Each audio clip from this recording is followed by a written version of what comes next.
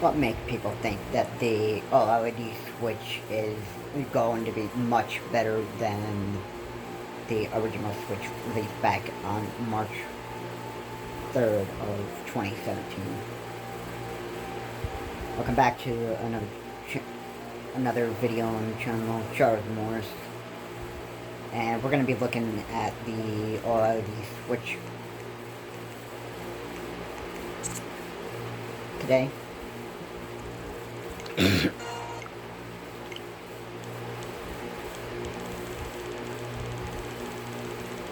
Now, for those of you that are probably hyped up for a new powerful switch that's going to be released on October 8th of this year, you may be disappointed because there isn't really much of that big excitement for the OLED switch. There isn't really going to be improved programming, just like how the Wii was able to play GameCube games with better programming, not like how the new Nintendo 3DS and new Nintendo 2DS had better programming than the original 3DS and 2DS, with faster loading time. Like for take Sonic and All-Stars Racing Transformed and Super Smash Bros. For 3DS, for example, those took a long loading time, and when you exited out of the software, you had to restart the system. But with the new Nintendo 3DS and 2DS XLs and the new Nintendo 3DS and 2DS, you didn't have to restart the system. And this is what the OLED switch is not going to have. It is not going to get new improved programming just like the Nintendo Switch, or I mean, be a more powerful Switch than the Nintendo Switch that was released back in 2017 of March 3rd. The only thing that it's going to be having is a vibrant 7-inch OLED screen with vivid colors and crisp contrast, with a wide adjustable stand for tabletop mode. It's an improved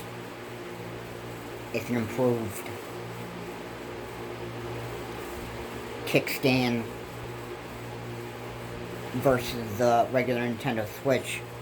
It's going to be much wider. There will be a wired LAN adapter or LAN port for the use of television mode, and 64 gigabytes of internal storage and enhanced audio for handheld and tabletop play. No improved programming in here whatsoever. It's just the audio, improved visuals, like color, crisp contrast, improved kickstand, 7-inch OLED screen with wide, vivid colors and crisp contrast. That's all that it's going to be having, and it will be released. I'll bring it back up again.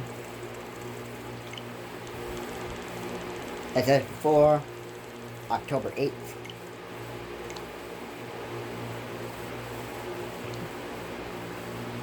And there it is, October 8th.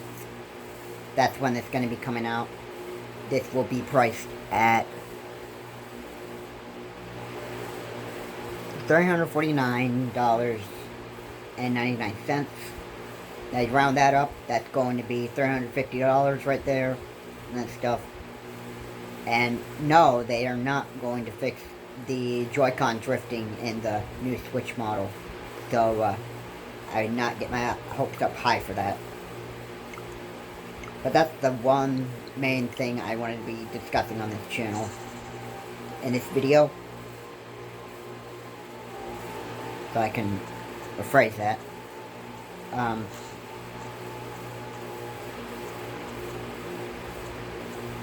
There is some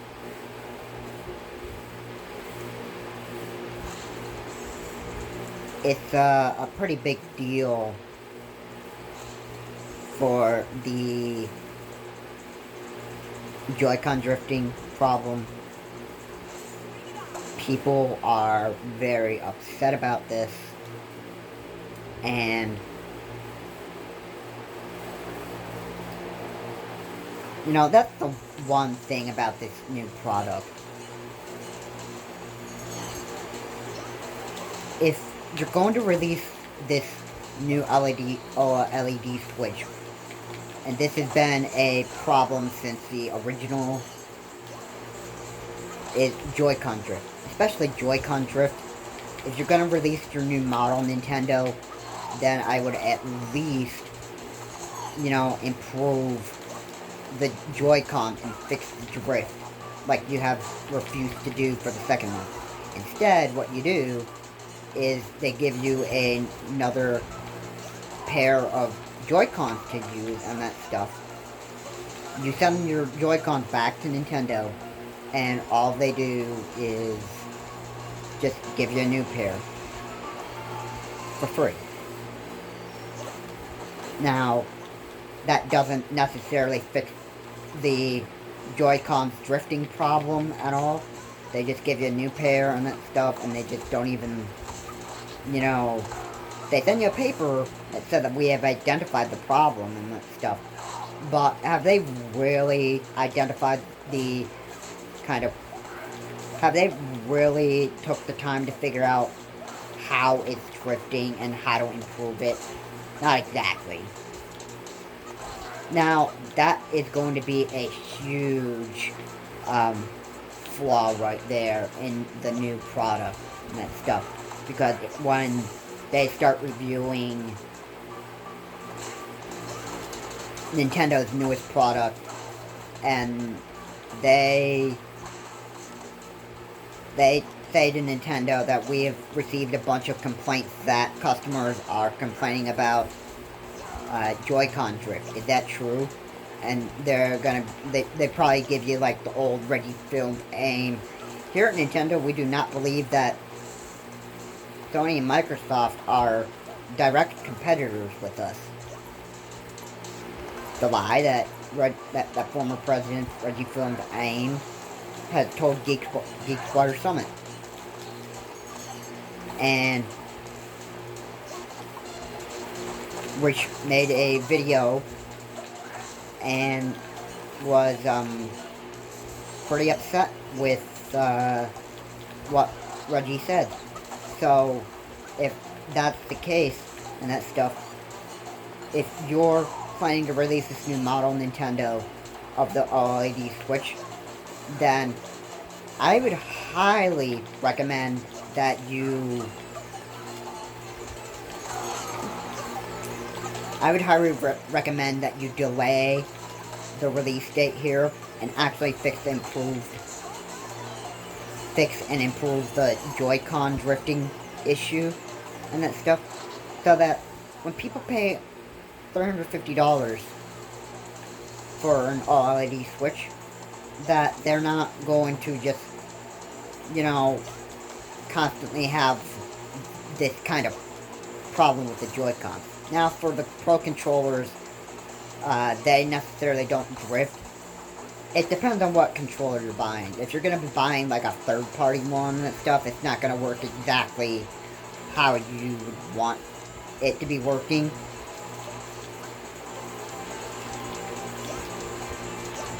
But if you buy like the official Nintendo Switch Pro controller and that stuff, the joystick doesn't really drift at all.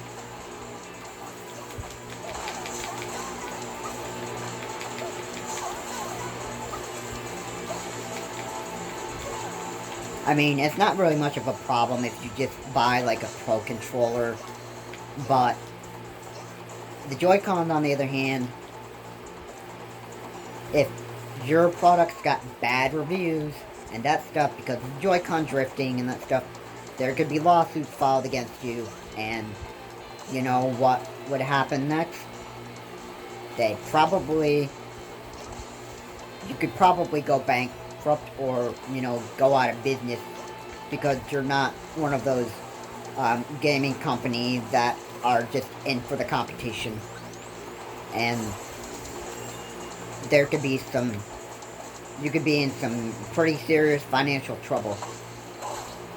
It is something that you should consider, Nintendo, because if I were you, I would fix that Nintendo Switch Joy-Con drift, and I would give a care for the product that I'm making, because most importantly,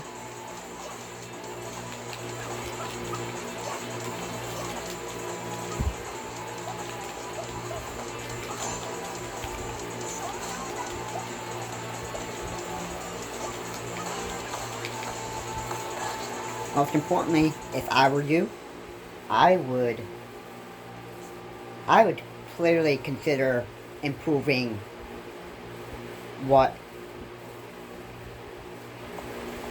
the people are complaining about, because they want a product that sells well, and they want a product that will actually work well, and they want you, they don't want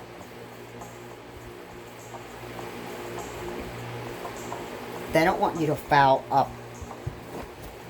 They don't want you to foul this up, just like you did the original Switch Joy-Cons stuff.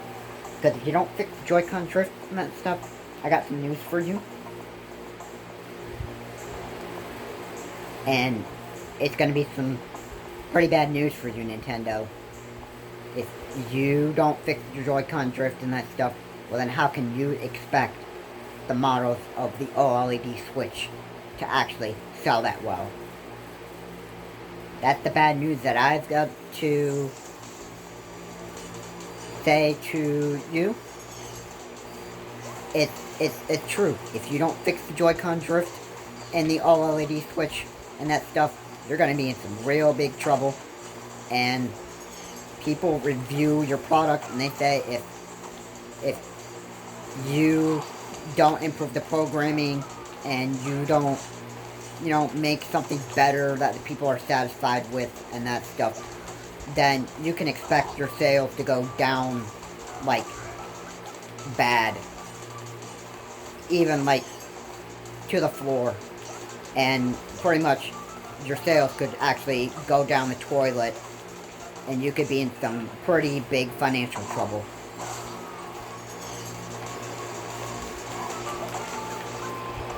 That's something you really need to be concerned about, that stuff. Because I don't think customers are going to want to keep supporting you if you can't fix something that people are really having a big problem with, and that is the Joy-Con drift and that stuff. Don't expect yourself to be in good hands in the long run, even financially, and as a company. This is Charles Morris. Have a good day, and I will see you all later.